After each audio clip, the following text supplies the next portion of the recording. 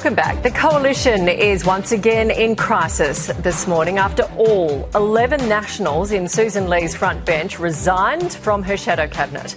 The opposition leader stared down a threat by David Littleproud that every Nationals member, including himself, would quit if she dumped 3 senators who breached shadow cabinet rules. Mr Littleproud followed through, and now another coalition breakup appears to be looming. Let's bring in WA opposition leader Basil Zempilas and Sunshine Coast Mayor Rosanna Natoli. Good morning to you. Basil. Good morning. How can the coalition possibly stay together if none of the Nationals are in the shadow cabinet? Well, I suppose ultimately it's going to depend on what their priorities are. And I say that because ultimately we need a strong opposition to hold the government of the day, whoever it is, accountable. And the best way to do that in Australia when the Libs are in opposition is to do that with their Nationals partners. Now, I note that the Nats have quit the front bench. They haven't as yet quit the coalition, and Susan Ley is saying they don't need to go from the coalition. So the ball is in the court of the Nationals. It's firmly in their court. What will they do?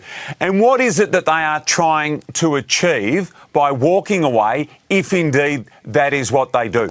Who is best served by that? Because the Australian people aren't served by a weaker opposition. The Australian people are best served by a strong opposition, and a strong opposition in Australia, when it is on this side of the political spectrum, is the Libs and the Nats working together. So I hope that common sense prevails and the Nats decide, OK, we're going to stay because that's the best way to hold the Albanese government to account. Yeah, and David Littleproud is speaking. I think about 8:30 this morning we're going to bring you that. Baz, as a state opposition leader, how frustrating is this for you? The blowtorch was on the Prime Minister all over summer.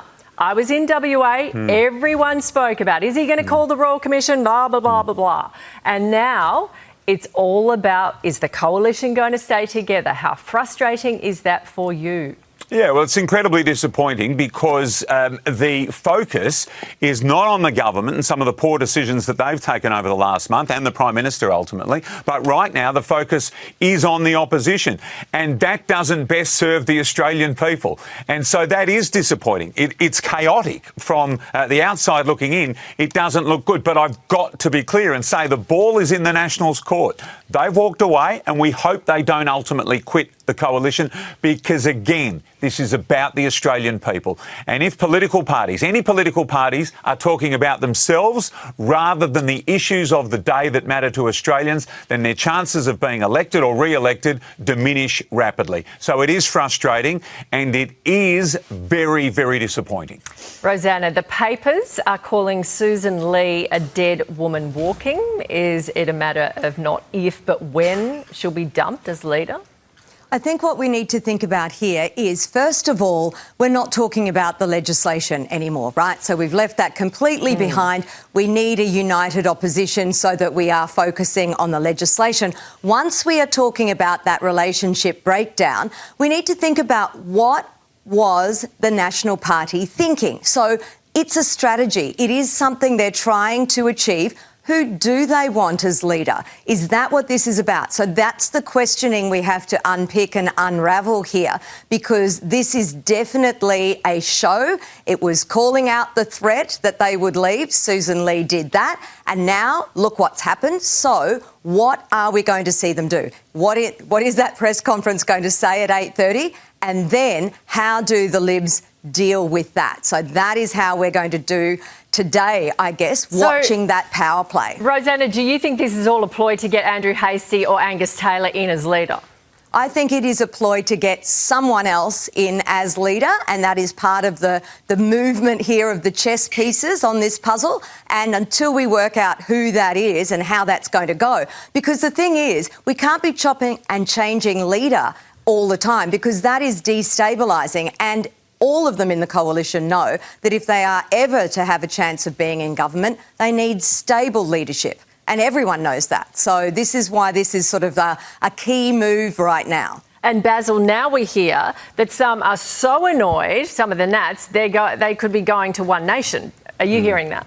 Well, what are they there for is the question I would ask. Are they there to be in the government, or are they there just to be in the parliament and make up the numbers? Because if they're thinking of going to One Nation, that's what they would be doing. If they want to be in government, if they want to serve the people of Australia from a leadership position, their best chance, their only chance of doing that is staying in a strong coalition, presenting as a united front and putting their best case forward at the next election. That won't happen if they defect to One Nation. Their best chance of being in government is in the coalition, and I would urge them to stay there. Okay. And let's not forget, we're not talking about the actual legislation, the policies anymore, the decisions being made. It's all about the people, the personalities and the power plays. So that's a loss. Yeah, exactly. Look, we'll just move on to this last one, which is happening in WA. It's a bit light-hearted. It's a bit strange. A sign posted outside of Beachside deli in WA has started a debate on double standards, with it telling ladies, women wearing a G-string bikini to please cover up before entering our store, and adding no bare bums. But after it was shared online, many were very quick to point out there was no sign for shirtless men, who seemed very welcome. Baz, we'll start with you. This is your state. Should the store be allowed to enforce a dress code if it's their store? Well, I think stores can enforce their own rules and their own dress codes. We know lots of businesses do that. So I think that part of it is okay.